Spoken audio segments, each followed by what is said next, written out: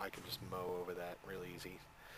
So here comes the Broodlords, and they start spitting their little broodlings out, and as you can see, they're really short-lived, but they do the job.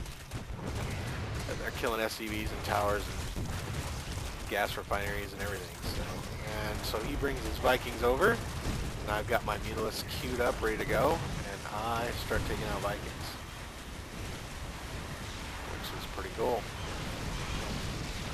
And I have to back them up a little bit because there's too many towers. But then I move them back, get them re-queued up again, start taking out more Vikings. See, he's moving his Marines in too.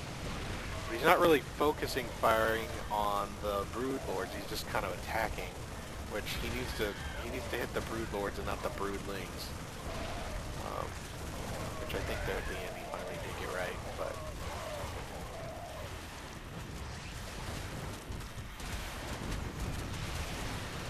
so he actually has enough Vikings here to push me out, which is fine. But again, we took out his whole expansion, and even his orbital command center is burning, so he actually has to fix that.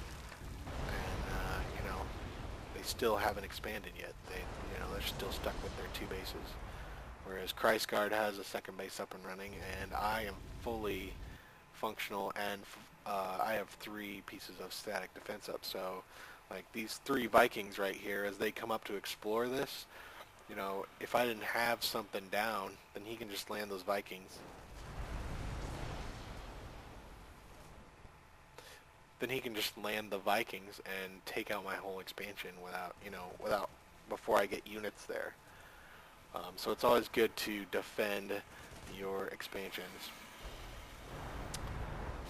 And Christguard has a bunch more Colossus built, so I bring along what air I have left over, and we're gonna see what's going on down here again. Just mop up a few tanks here.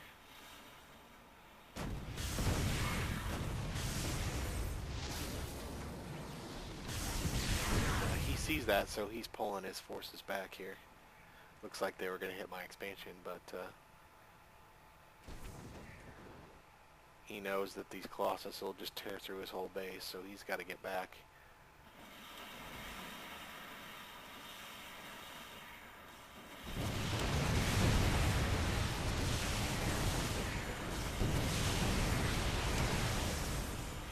Here comes the Vikings.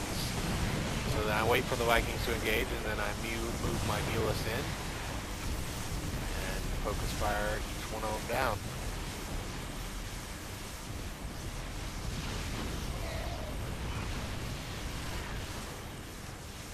The Colossus is just destroying his base.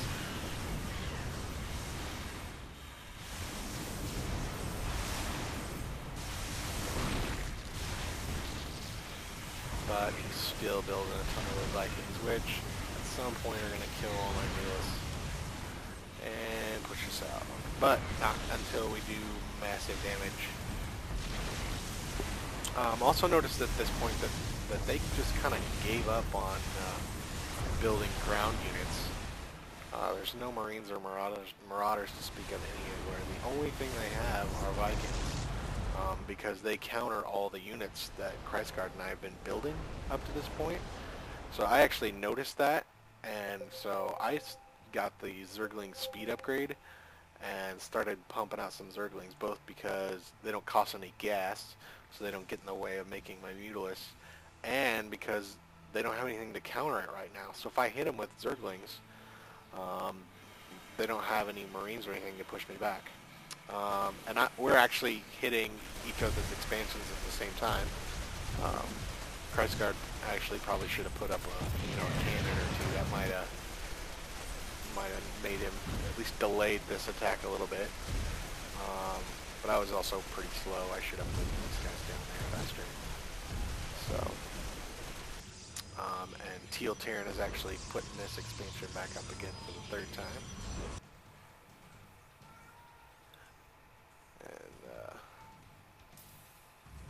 see, after I hit his expansion here with the Zerglings, they should have started pumping out some Marines.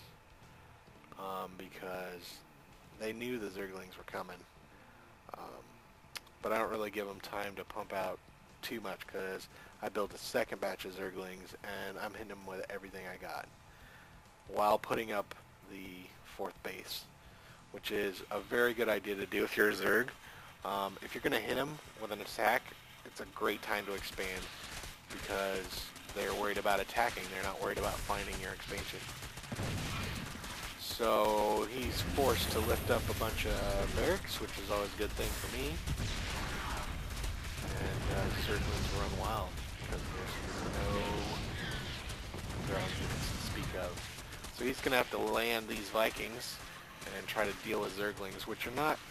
The Vikings aren't particularly great against Zerglings. I mean, they're alright, but it's not that good. Plus, I have a ton of these things, and they're just wrecking everything, so... Christ Guard is actually moving in, too. And Soulless decides he's had enough.